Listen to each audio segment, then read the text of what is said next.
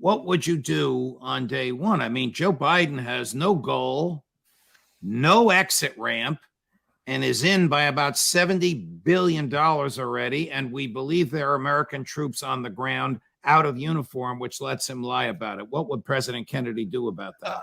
I would settle that war. I would negotiate a peace immediately. I mean, you know, the murder, the wholesale killing of ethnic Russians in the Donbass by the Ukrainian government that America put in power should stop. So those are all things we should have agreed to. And in fact, Zelensky won in 2019 by promising to sign the Minsk Accords. Wow.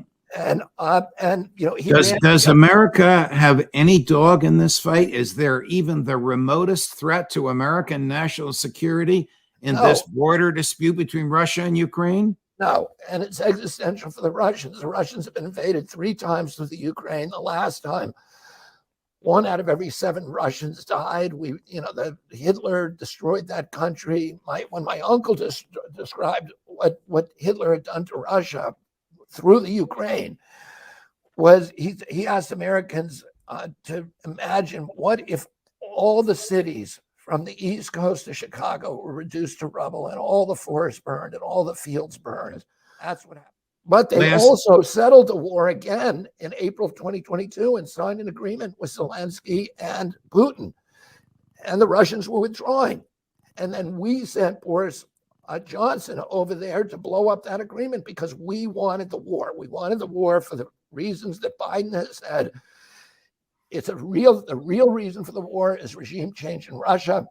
Right. Lloyd Austin, his Secretary of Defense, said that our purpose in being in the Ukraine is to exhaust the Russian army and degrade its capacity to fight elsewhere in the world. That is not something that is good for the Ukraine. And then Mitch McConnell was most frank about it. He said, don't worry about sending $113 billion over to the Ukraine because it's all coming back to U.S. military contractors, and they're getting and we're creating jobs here in America. And and it's a perfect war because the people who are getting killed are Ukrainian kids. 135,000 Ukrainian kids. My son fought over there side by side with those boys.